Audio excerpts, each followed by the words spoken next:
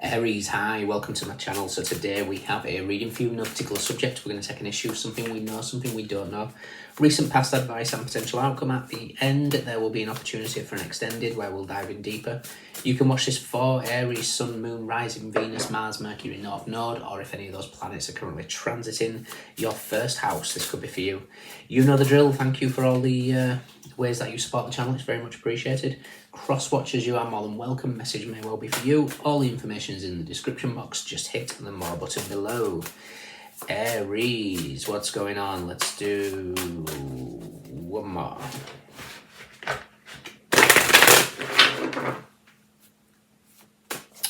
Okay, Aries, we have the Queen of Discs. Okay, something is growing.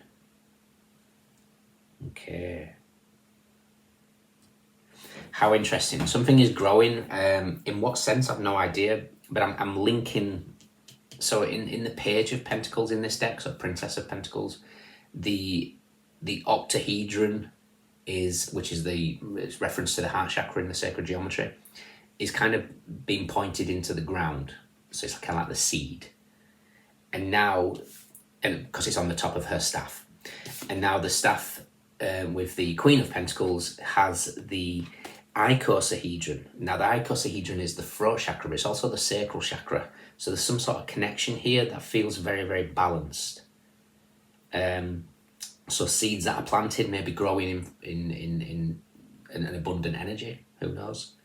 Or there could be just something about a clearing of the sacral and the throat, or something that started in the sacral is moving to the throat. The sacral chakra can be creativity, an idea possibly, and it's now speaking your truth. What do we know? What don't we know?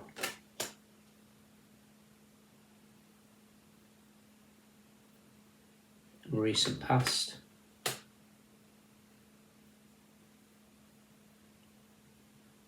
Advice.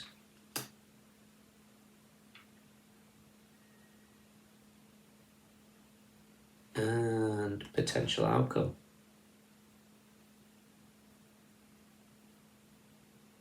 Okay, why are you worrying? Aries, why are you worrying? You've manifested something wonderful here. Why are you worrying?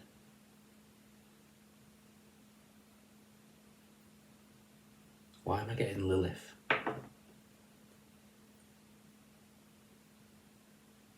Oh, interesting. Okay, I know what's going on. Four of Discs in this deck is power. Sun in Capricorn. It's also an element of control. With the Tower, with the Ace of Wands, with the Nine of Swords, Six of Wands, Queen of Cups, King of Cups.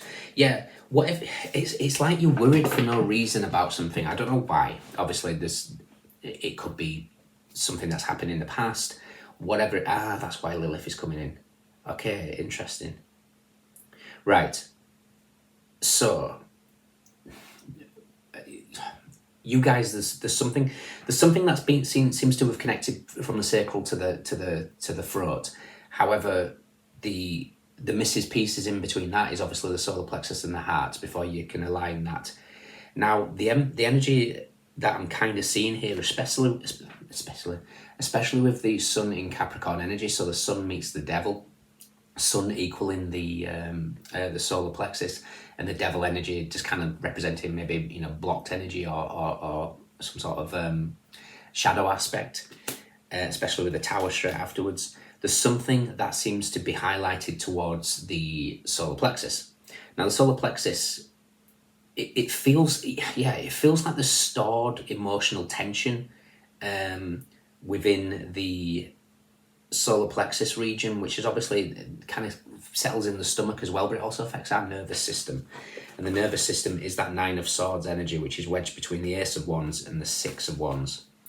Now, this all seems to be pushing emphasis on highlighting something within a blockage to do with partnerships. And the reason why I say partnerships, what we're aware of is the Three of Swords. What we're not aware of is death. Now, I was getting the energy of Lilith, and I was a bit confused at first. Death is that shadow, well, the darkness, she represents darkness. And the Three of Swords, sorry, is Saturn in Libra, so the world meets justice. Lilith is moving into Libra in July. And obviously Libra being your opposite sign, you rule in the first house. Libra is your seventh house. Seventh house is relationships. Now, there is a connection in your life. It doesn't have to be romantic, but I'm seeing divine energies twice. Queen of Discs looking into the past, King of Discs. Queen of Cups looking at the King of Cups. So there's something very, very, a match, divine counterparts, whatever you want to call it, perfect blend of energies that to do with business, whether it's love, whether it's friendship, platonic, whatever it is. But there's something that's holding you back, and it's the Three of Swords, the Death card, and it's linked to the solar plexus. Now, Lilith is going to show you and have you confront and address any unresolved issues in terms of hidden fears that are affecting your ability to connect with others in a healthy way. How that represents for you guys is going to be different for all of you. But when we focus on the solar plexus, an open and balanced solar plexus allows us to communicate our needs and desires effectively and clearly. Closed and blocked, we're looking at maybe more energies of insecurity and low self-esteem. Lilith is going to highlight this. Your advice is the Magician. You've created this. You've manifested this. You've manifested these connections in your life that are coming in based on your vibrational frequency. I always say to people, if they're worried about, is this right for me, X, Y, Z? If you're vibrating a frequency of joy, pleasure, gratitude, then you can be, providing that people's energies come in and you're not feeling bogged down or completely, listen to your body. If your body's screaming rejection and get rid of this energy as soon as possible, then, trust that vibration. But in general, if you're resonating at high frequency, by universal law, what's coming in is going to be healthy, or at least having you trust your discernment. Your outcome is the Eight of Wands. The Eight of Wands is a sudden shift that just comes. It's swiftness, and it's also Mercury in Sagittarius. So we've got the Magician ruled by Mercury. Then we've got Mercury in Sagittarius. Whenever I see the Magician and the Temperance, Mercury in Sagittarius, it's very much like a connection that is very, very good for you.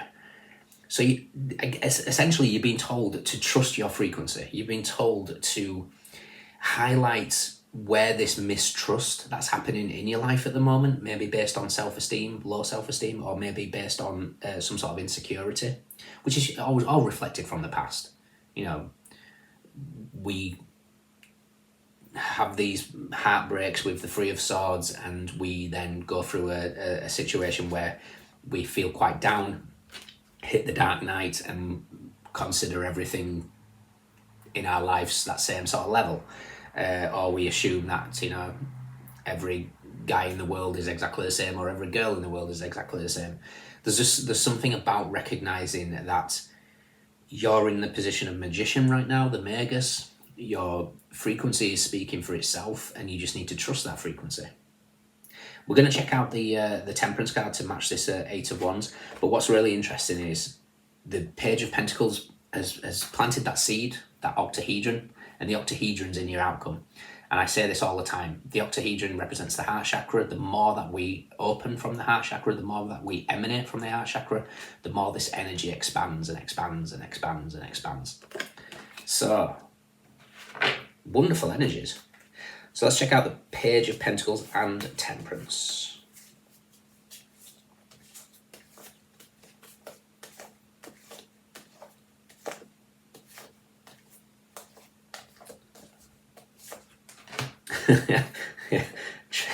yeah, trust.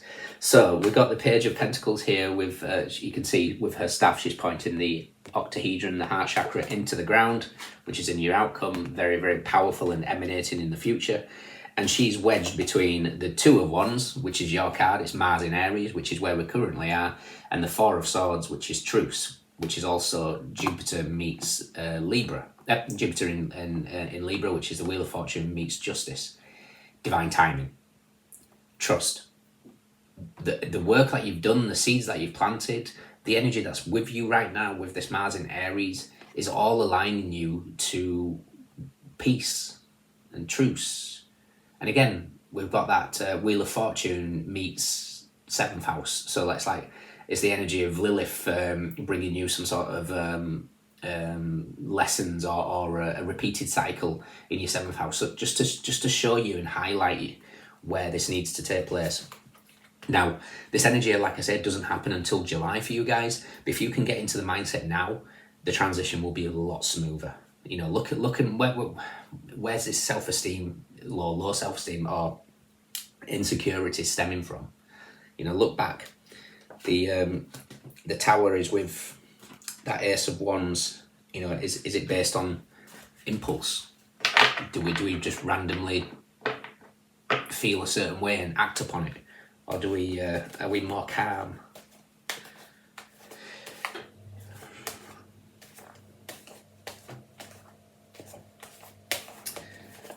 Temperance, where are you?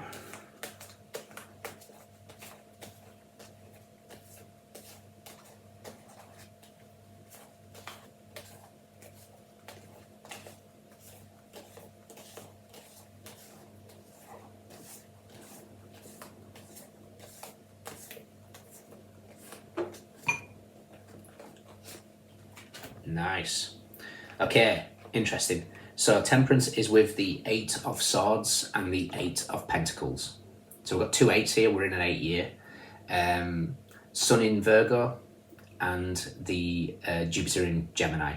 Jupiter's just moved into Gemini right now, putting the emphasis for you guys in the... So Jupiter in Gemini for you is in the 3rd house of local community, communication, networking, writing, possibly. You might be journaling a lot. And then we've got the Sun in Virgo here, so the Sun emphasising on the 6th house of daily habits. But I'm kind of seeing the highlight of Lilith in your 6, allowing you to recognise how you deal with people in your local community now, before it moves into the 7th house, and you find some sort of balance, and all your relationships are energetically benefited from that. And again, this kind of feels like divine intervention. I was the 8 of Swords in this deck is interference, usually divine interference. Things are working out for you, and also the 8/8 for me personally as a reader. It's only me that does. It takes me back to my readings from a couple of years ago, and I then look at the major arcana with it, which is obviously Sagittarius with Temperance. And that reading for that particular week was repeat or release. So, why are you worried? Yeah, trust your vibration. You know, everything seems to be in exact order here. But if there's anything to work on, I would be looking at the solar plexus. Okay. Interesting. In your extended, we're going to take the energy of this, whether this is romantic, whether this is business, whether this is platonic. We're going to take the energy of this connection, what we know, what we don't know, recent past advice, potential outcome. We shall mirror this reading. If you can join me, fantastic. If not, let me know if it resonates. We have Saturn in Libra, we have Scorpio, Gemini, Virgo, Mercury in Sagittarius, Sun in Capricorn, Aries and Scorpio, Mars in Gemini, Jupiter in Leo, Sun in Scorpio, Venus in Cancer, Mars in Capricorn, Aquarius, Mars in Leo, Jupiter in Pisces, Capricorn. We have discs, we have swords, wands, and cups. Everyone's here. Those are your standouts. Let me know. See you soon. Bye.